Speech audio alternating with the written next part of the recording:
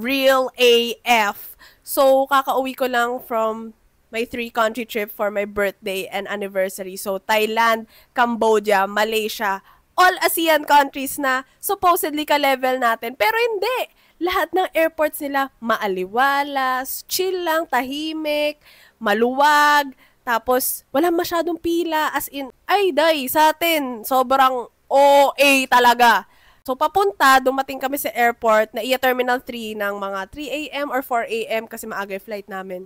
Nagulat kami sa eksena pagdating lahat ng counters ng travel tax. Sobrang haba ng pila, as in parang pila siya ng relief goods or meet and greet ng artista, ganon. So kung may option talaga na pagbibili ka ng tickets ay babayaran mo na yung travel tax, i-go mo na kahit may additional 100 pesos kasi mauubos talaga yung oras mo sa pila. O pagkatapos doon, pipila ka naman sa check-in na sobrang haba din. Tapos, pila na naman sa immigration. Ito talaga yung pinaka nakakaburyo, as in sobrang haba ng pila. Di ko magets bakit sobrang haba ng pila sa immigration at 4 a.m. Bakit? Tapos, the cherry on top, delayed pa yung flight namin. Ha ha ha!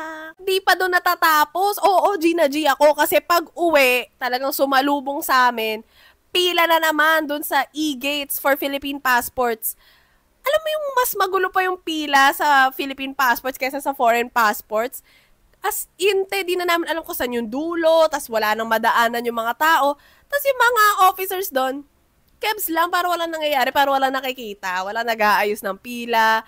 Diyos ko po, ang haba na nga ng pila na yon. Tapos pagdating mo pa doon sa machine, may chance pa na mag-error kasi may mga taong hindi nag-accomplish ng e-travel. Kaya guys, mag-accomplish kayo ng e-travel kung sa tingin nyo wala siyang bilang, hindi naman chine-check, nag-automatic siya dun sa e-gate. So, kapag skinan mo yung boarding pass and passport mo, makikita niya pag di ka nag-accomplish ng e-travel. So, pipila ka na ng mahaba dun sa e-gates. Tapos, pag nag-error, pipila ka na naman para meron kang, para dun sa face-to-face immigration officer yung magtatatak sa passport mo. So, ang hassle talaga. O pagtas nun, kala nyo tapos na. Hindi! Yung bagahe, mga 2 or 3 na flights yung naghahati-hati sa isang carousel, kaya ang tagal din. Tapos, paglabas, ang gulo-gulo din doon sa arrival bay. Oh my gosh. So, napupunta yung travel tax na yan, ha? Oy, bagong Pilipinas. I don't think so.